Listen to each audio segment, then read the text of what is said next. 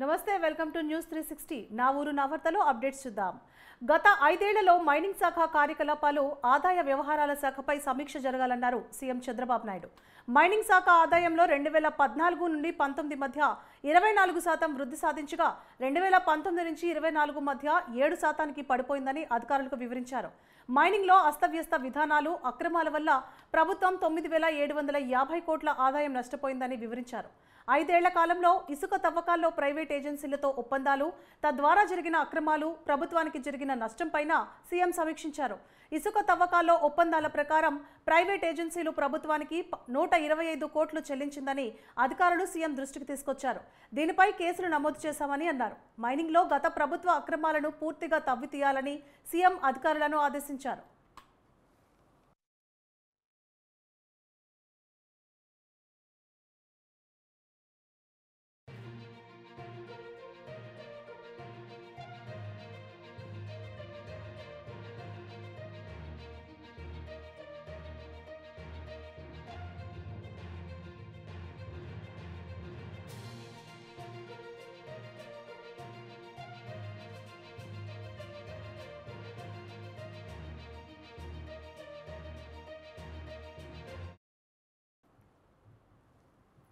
4 నెలల కాల పరిమితితో ఓటాన్ అకౌంట్ బడ్జెట్ ఆర్డినెన్స్ జారీ చేశారు ఏపీ గవర్నర్ అబ్దుల్ నజీర్. కొత్త ప్రభుత్వం వచ్చినందున పూర్తి స్థాయి బడ్జెట్ ప్రవేశపెట్టడానికి మరికొంత సమయం అవసరమని గెజెట్లో పేర్కొన్నారు. ఆర్థిక శాఖ ఇతర శాఖలతో ఇంకా సమన్వయం చేసుకోవాల్సిన అవసరం ఉందని గెజెట్లో స్పష్టం చేశారు. 40 ప్రభుత్వ విభాగాలకు సంబంధించి డిమాండ్లతో కూడిన బడ్జెట్ ఆర్డినెన్స్ జారీ చేశారు. మొత్తం 1.29 లక్షల కోట్ల బడ్జెట్ ఆర్డినెన్స్ జారీ చేశారు గవర్నర్ అబ్దుల్ నజీర్.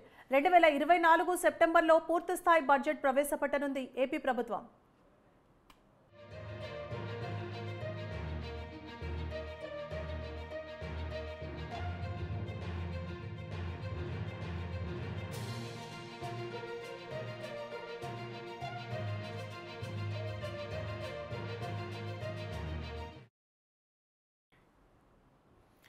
వైసీపీ హయాంలో గాడి తప్పిన పాలనను కూటమి ప్రభుత్వం సరిచేస్తోందన్నారు మంత్రి పొంగూరు నారాయణ.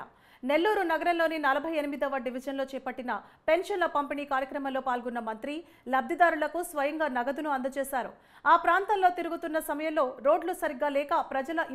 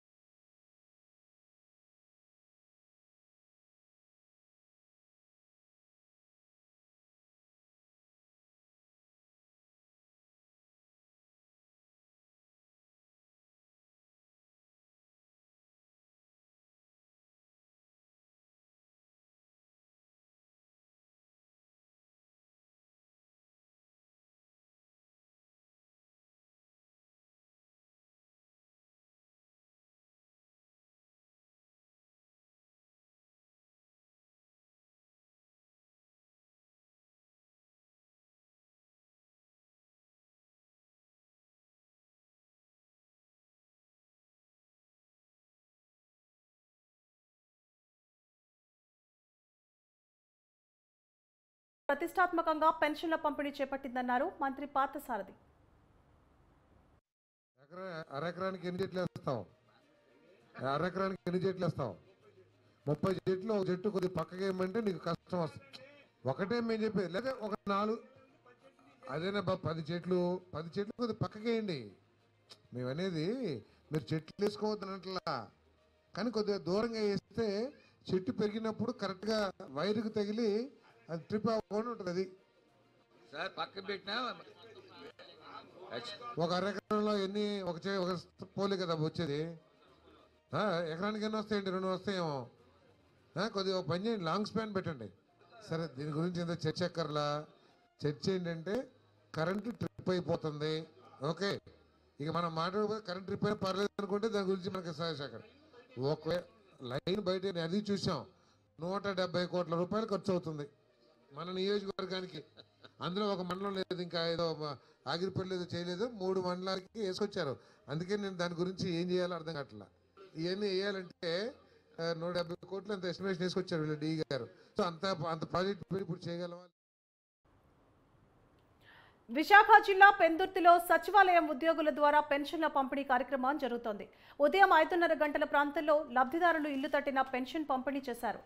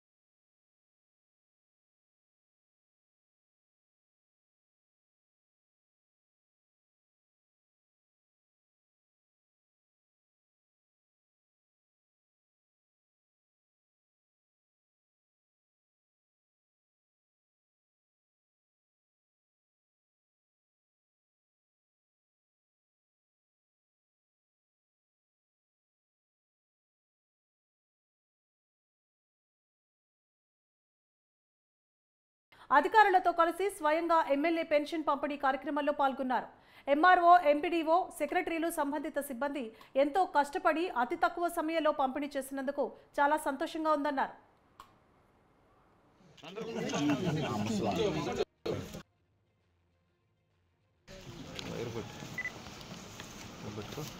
సార్ ఒకసారి పట్టు.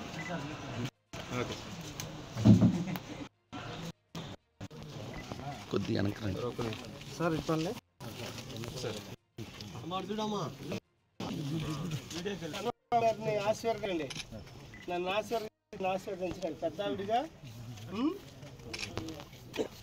ముసలో మీరు సంతోషంగా ఉండాలి. సరే, బాపట్ల నియోజకవర్గంలో ఇప్పుడు నిండా 6 గంటలకు బిగిన్ చేసి 10 అయింది. 4 అవర్స్లోనే 80% పెన్షన్లో పూర్తి చేయటం అనేది అధికారులు చిత్తశుద్ధితో ఈరోజు మార్నింగ్ నుంచే వాళ్ళు పనిచేసే విధానానికి కలెక్టర్ గారి ఆధ్వర్యంలో ఎప్పుడూ కూడా అధికారుల్ని ఇలా పంపించి చేయటం అనేది మధ్యాహ్నానికే పెన్షన్ కార్యక్రమం పూర్తి చేసే విధంగా ఇప్పుడు ఈ పని చేయటం అనేది చాలా గొప్ప సంతోషాన్ని అందజేస్తూ ఉంది.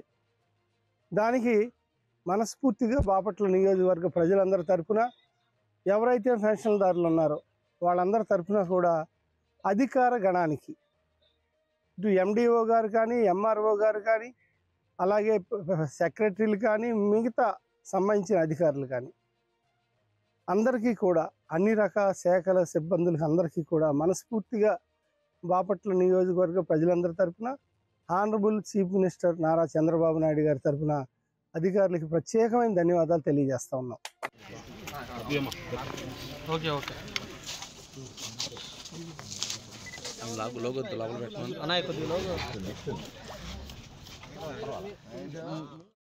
నమస్తే, నా ఊరు నా వార్తలకు తిరిగి స్వాగతం. ఇక వార్తల వివరాలు చూస్తే, చిత్తూరు జిల్లా కొల్లగంట్ల గ్రామంలో ఎన్టీఆర్ భరోసా పెన్షన్ల పంపిణీ కార్యక్రమాన్ని ఎమ్మెల్యే డాక్టర్ విఎం థామస్ ప్రారంభించారు. పేదలను ఆదుకోవడమే తమ ప్రభుత్వ ప్రధాన లక్ష్యమని ఆయన తెలిపారు. పెన్షన్తో పాటు గ్రామాల్లో మౌలిక వసతుల కోసం ప్రజల నుంచి వచ్చిన ఫిర్యాదులను పరిష్కరించేందుకు అక్కడే అధికారులకు ఆదేశాలు ఇచ్చారు.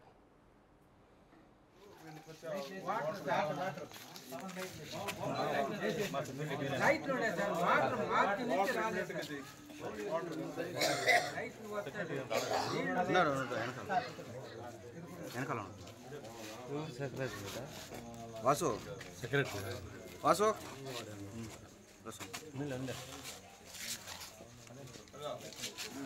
సెక్రటరీ మీరేనా?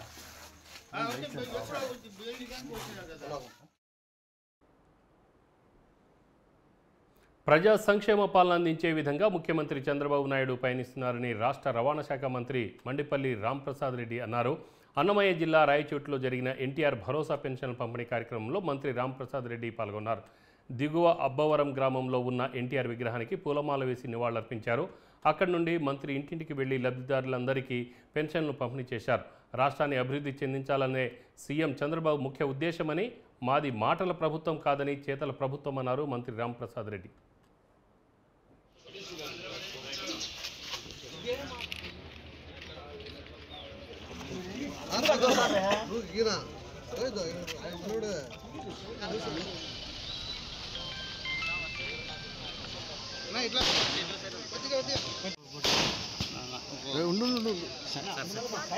సైడ్ వచ్చాడు అన్న.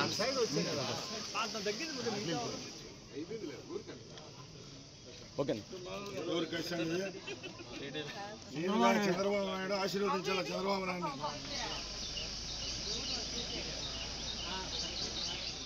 అంటే ప్రభుత్వం ఏర్పాటు చేసిన తర్వాత 2వ నెల పెన్షన్ కార్యక్రమం దిగ్విజయంగా ఈరోజు కార్యక్రమాన్ని మొదలుపెట్టాం. గత ప్రభుత్వాల్లో పేదవాడిని చూస్తే అసహించుకునే పరిస్థితి ఆ రోజైతే, ఈరోజు హక్కును చేర్చుకొని నేనున్నానంటూ ప్రభుత్వం ఏర్పాటు చేసిన తర్వాత టెన్షన్గా 1వ తారీఖున ఇంటికి వెళ్ళి వాళ్ళ ఆశీర్వాదాలు తీసుకుంటూ పెన్షన్ ఇస్తున్న ప్రభుత్వం ఏదైనా ఉందంటే తెలుగుదేశం పార్టీ అని చెప్పేదానికి గర్వంగా ఉంది. ఈరోజు సుమారు 65 లక్షల మంది లబ్ధిదారులకు ఇంటి దగ్గరికే పెన్షన్ ఇస్తున్న ప్రభుత్వాన్ని మీరందరూ ఆశీర్వదించాలా. ముఖ్యంగా ఈ ప్రభుత్వం రాబోయే 5 సంవత్సరాల్లో ఏవైతే హామీలు ఇచ్చామో అవన్నీ తూచా తప్పకుండా నెరవేర్చేదానికి చంద్రబాబు నాయుడు గారి ప్రభుత్వం సిద్ధంగా ఉందని తెలియజేసుకుంటున్నా.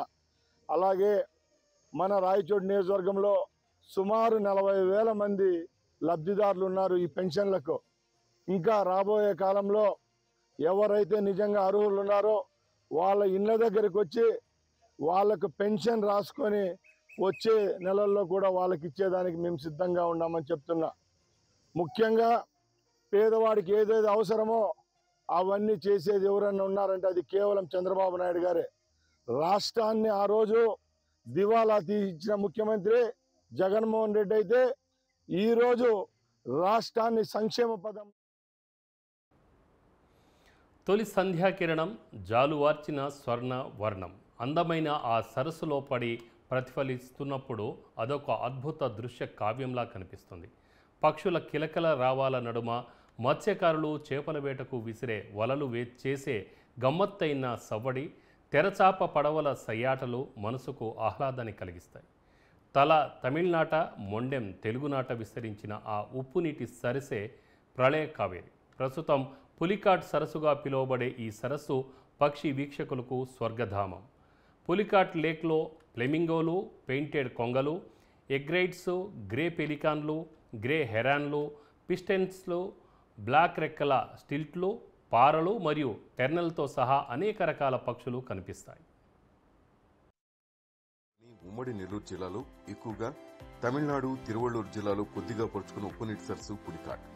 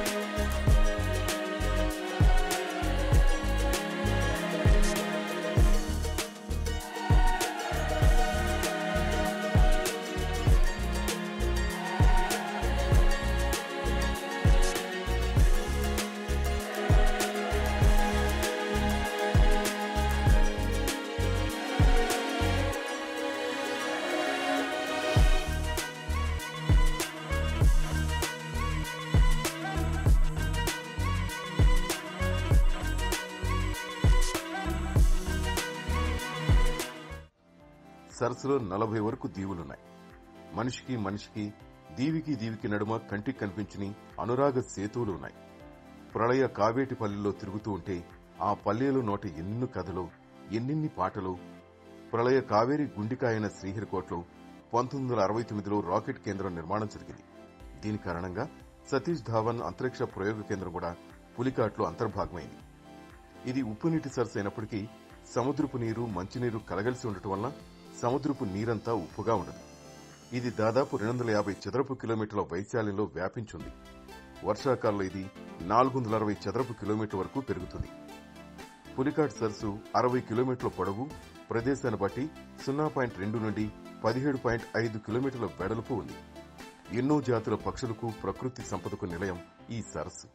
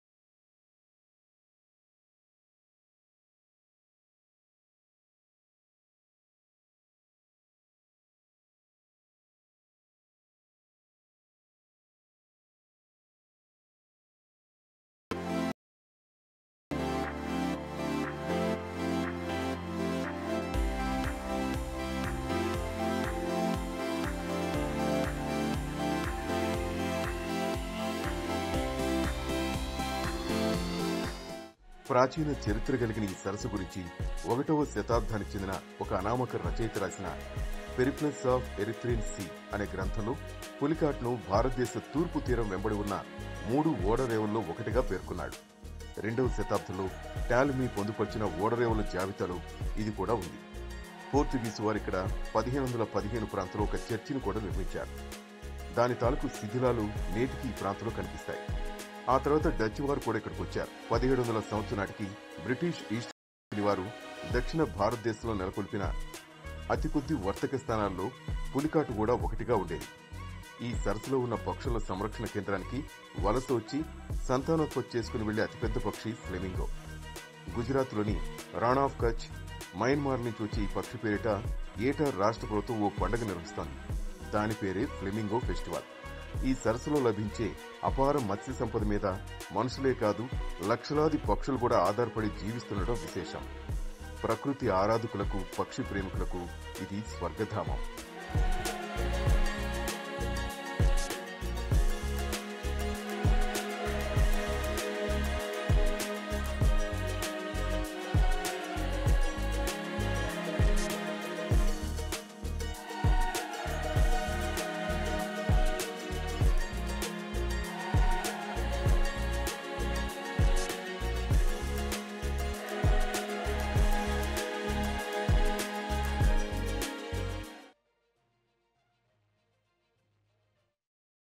అల్లూరి సీతారామరాజు జిల్లా రంపచోడవరం నియోజకవర్గంలో ఎమ్మెల్యే శిరీష తెల్లవారుజాము నుంచే పెన్షన్ల పంపిణీ కార్యక్రమాన్ని చేపట్టారు. వర్షాన్ని సైతం లెక్క చేయకుండా ఇంటింటికి వెళ్లి పెన్షన్దారులకు ఎమ్మెల్యే తన చేతుల మీదుగా నగదును అందజేశారు. ఈ కార్యక్రమంలో తెలుగు యువత అధ్యక్షులు విజయభాస్కర్ తదితరులు పాల్గొన్నారు.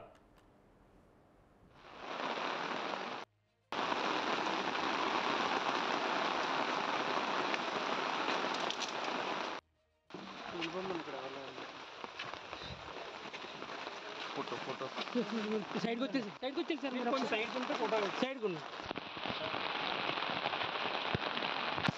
ఒక్క నిమిషం.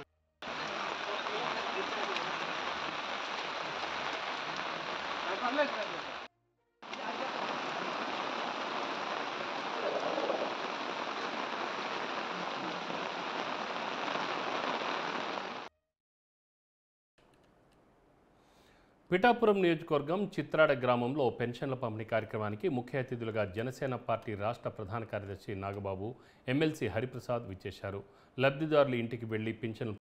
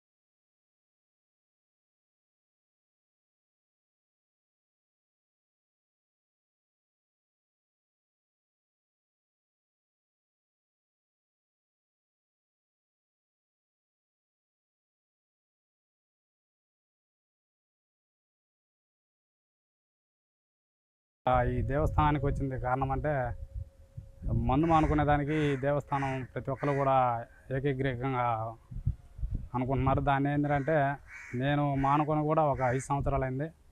అలాగే మా తమ్ముడిని మానిపించేసి ఒక 1 ఇయర్ అబౌవ్ అయింది. అట్లాగే ఇక మా పెదనాన్న కొడుకు అన్నయ్యని మానేసి 1 ఇయర్ అబౌవ్ అయింది. ఇప్పుడు వచ్చేసి మా మామయ్య గారిని తీసుకొచ్చాను.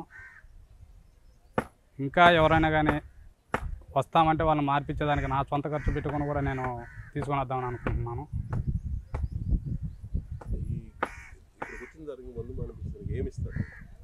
ఇక్కడికి వచ్చిన తర్వాత అంటే అమ్మవారికి ఉదయాన్నే అభిషేకం చేసిన నీళ్ళల్లో పసుపు వేసి అలాగే నిమ్మకాయ ఇచ్చి మానిపించేదానికి ఇస్తారు. ఇంకా అవి తాగిన తర్వాత అమ్మవారికి ఇచ్చిన నీళ్ళు తాగిన తర్వాత ఆ మందు మీద ధ్యాస అనేది పోనివ్వదు. అలాగే మానిపించేదానికి బాగుంది. ఇంకెవరు కూడా కానీ దాని ఇంక ఇప్పుడు కాదు ఎప్పుడైనా కానీ దాని చూలి వెళ్ళకూడదని కూడా అనుకుంటున్నాము. అలాగే ఒకసారి తాగిన తర్వాత రెండోసారి కానీ తాగాలని చెప్పని అనుకున్నా కానీ అతనికి ఆరోగ్యం బాగాలేకుండా రావటం, అలాగే ఇంట్లో సమస్యలు కూడా ఎదుర్కొంటారు. దానివల్ల ఏంటంటే భయపడేదను మానుకునేదానికి దానికి కొద్దిగా ఆలోచిస్తారు. ఈ అమ్మవారి ఆలయానికి కేవలం తెలుగు రాష్ట్రాల నుంచే కాకుండా తమిళనాడు, కర్ణాటక నుంచి కూడా భారీ సంఖ్యలో మందుబాబులు తరలి వస్తుంటారు. అమ్మవారిపై నమ్మకంతో ఇక్కడికి వస్తున్నామని, తమకు తెలిసిన వాళ్ళు చాలా మంది అమ్మవారి మహత్యంతో మందు మానేసి సుఖంగా జీవిస్తున్నారని భక్తులు అంటున్నారు. మందు అవుతున్నాడు డైలీ మందు అవుతున్నా. ఆ మందు మానుకోవాలంటే మార్గం అయితే మామూలుగా అయితే మనకి ఎక్కడ తగలలేదు. అందు కాబట్టి ఇక్కడ మా అల్లుడు ఇంతకుముందు వచ్చినాడు కాబట్టి ఇక్కడ చెప్పాడు, పలానా చోట పోతే మామ దాని ఆలోచన ఉండదు, తాగి పశు మరి ముందు అయ్యే తాగి వస్తే అన్నాడు చెప్పిండు. అందుకని ఇవాళ ఉదయం ఆయన అబ్బాయితో వచ్చాను, లోనకి వెళ్ళాను. అదే వాళ్ళు గ్లాసుతో ఇచ్చారు, అభిషేకం నీళ్ళు కానీ పసుపు నీళ్ళు కలిపి ఇచ్చారు. గ్లాసు తాగేసాను. ఒక నిమ్మకాయ ఇచ్చారు. అది రేపు తెల్లారుజామున తినాలంట. రేపు ఉదయం తెల్లారుజామున 4 గంటల నుంచి 6 గంటల లోపు తినాలంట. సాయంత్రం అయితే మంచం పడుకోకుండా స్నానం చేసి నేల మీద పడుకోవాలంట ఈ నైట్. అది ఇంకా మాంసం కోసం అట్లా ఏం తినకూడదంట. అది సంగతి. వచ్చే ముందు 90 వేసుకొని రావాలా? ఏం లేదు సార్, నేనైతే ఏం లేదు, ఒకరిని మామూలుగా వచ్చేసి మందు పొంది ఏం తాగి రాలేదు. మామూలు నార్మల్గా తాగుతాం కాబట్టి నైట్ పని మేము ముఠా పని చేసేవాళ్ళము. ఆల్రెడీ డ్యూటీ అయిపోయింది, రాత్రి నైట్ 8-9 డ్యూటీ అయిపోద్ది. ఎట్టా ఆల్రెడీ ఎందుకంటే పొద్దులు పని చేస్తాం కాబట్టి తాగిపోతాము. తాగిపోయి ఇంటికి తలకాయ నొప్పి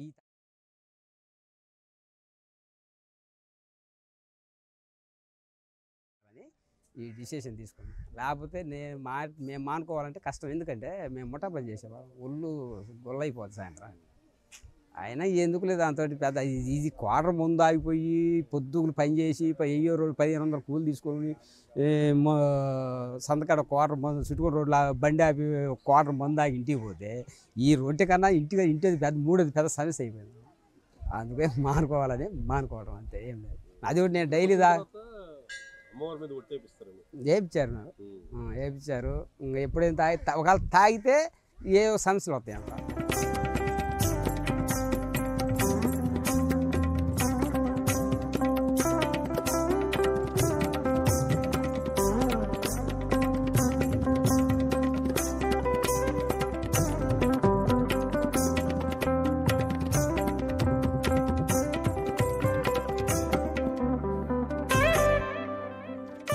అమ్మవారి మహత్యము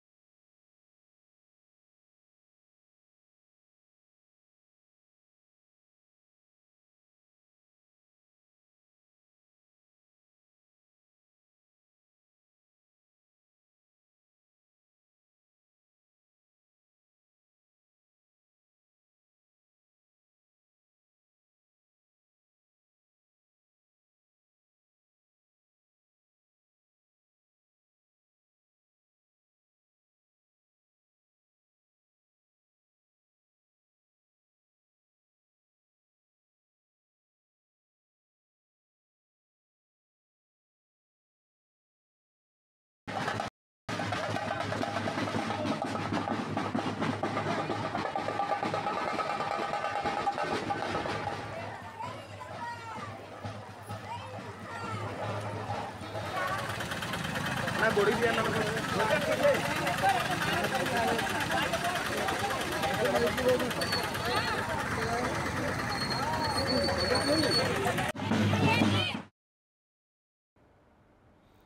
నా ఊరు నా వార్తల వివరాలు. చూస్తూనే ఉండండి న్యూస్ 360, నిజం ఆలోచన మారుస్తుంది.